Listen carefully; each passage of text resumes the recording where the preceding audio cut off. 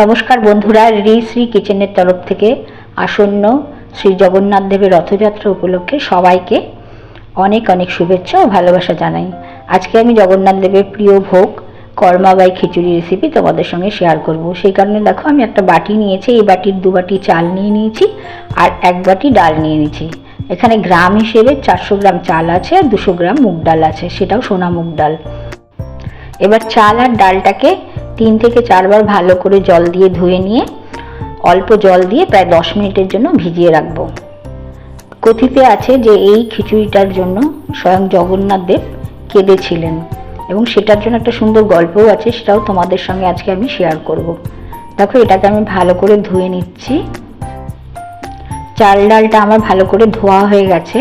এবার তার মধ্যে অল্প জল দিয়ে আমি 10 মিনিটের জন্য এটা ভিজিয়ে রাখছি। এবার আমি এর উপরে ঢাকনা দিয়ে দিচ্ছি। 1615 সালে কর্মাবাই রাজস্থানে জন্মগ্রহণ করেন। পরে তিনি উৎকলখণ্ডে এসে বসবাস করেছিলেন।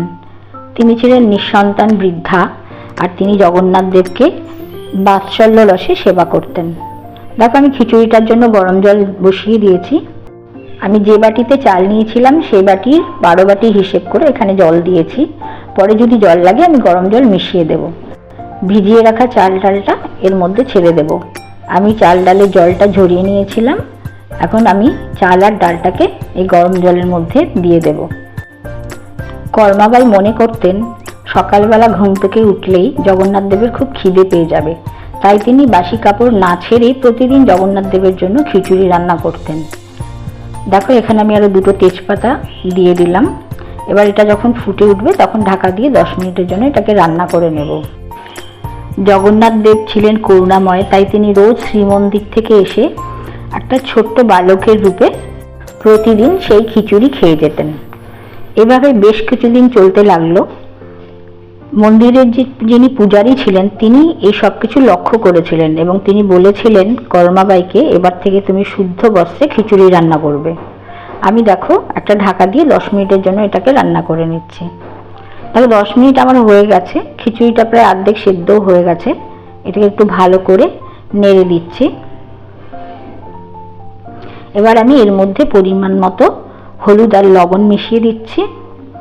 সঙ্গে দিয়ে দেব 1 চামচ আদা কুচি, দিয়ে দেব 1 চামচ ধনে গুঁড়ো, তার সঙ্গে দিয়ে দেব 1/2 চামচ হিং।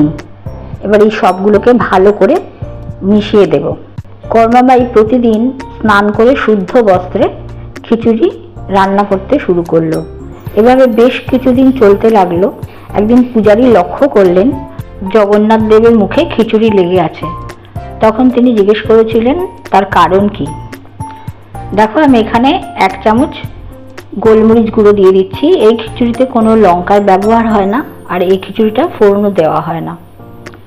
তো তখন জগন্নাথ দেব বলেছিলেন আজ তার মা কর্মাবাই খিচুড়ি বানাতে দেরি করেছেন, তাই তাড়াতাড়ি করে ফিরে আসতে গিয়ে মুখ ধুতে ভুলে গেছেন। তারপর পূজারী কর্মাবাইকে গিয়ে বলেন, শুদ্ধতা বিচারের কোনো প্রয়োজন নেই, আগে যেভাবে তুমি খিচুড়ি রাঁধতে সেভাবেই খিচুড়ি রান্না করবে। দেখো আমি 10 মিনিটের জন্য এটা ঢাকা দিয়ে দিয়েছিলাম। এবার আমার খিচুড়িটা প্রায় হয়েই গেছে। দেখতে পাচ্ছ খিচুড়িটা প্রায় হয়েই গেছে। তো তারপর থেকে কর্মাবাই আগের মতোই খিচুড়ি রান্না করতে শুরু করে। এভাবে বেশ কিছুদিন চলতে লাগলো। একদিন হঠাৎ পূজারী লক্ষ্য করলেন যে জগন্নাথ দেবের চোখে জল। এবার আমি এখানে 1 চামচ চিনি মিশিয়ে দিচ্ছি। এটাকেও ভালো করে মিশিয়ে দেবো খিচুড়িটার সঙ্গে। তারপর এর মধ্যে আমি দিয়ে দেবো 1 বাটি নারকেল কোড়া। এই খিচুড়িটাতে হিং, আদা আর নারকেল কোড়া দেওয়া হয়। এই খিচুড়িতে আদা আর হিঙের ব্যবহার হয় বলে উড়িষ্যাতে এই খিচুড়িটা আদা হিঙ্গুলি খিচুড়ি নামেও বিখ্যাত। তো দেখো সবগুলোকে ভালো করে মিশিয়ে দিচ্ছি। তো তখন জগন্নাথ দেব বলেছিলেন যে আজ থেকে আমি আর এই খিচুড়িটা খেতে পারবো না, তার কারণ মা কর্মাবাই আর ইহজগতে নেই, তিনি আমার ধামে চলে গেছেন। তো দেখো আমি এখানে 2 চামচ ঘি দিয়ে দিচ্ছি। এটাকেও ভালো করে মিশিয়ে দেব আর 2 মিনিটের জন্য এটাকে আবার রান্না করে নেব। তো সেটা শোনার পর সে সময় রাজা ঠিক করেছিলেন যে তারপর থেকে প্রতিদিন সকালবেলায় প্রথম ভোগে জগন্নাথ দেবকে এই খিচুড়ি অর্পণ করা হবে। তো আমি 2 মিনিট হয়ে গেছে, ঢাকাটা তুলে নিয়েছি। দেখো আমার খিচুড়িটা রেডি হয়ে গেছে। এবার আমি এটাকে ভোগের থালাতে নিবেদন করব ঠাকুরের কাছে।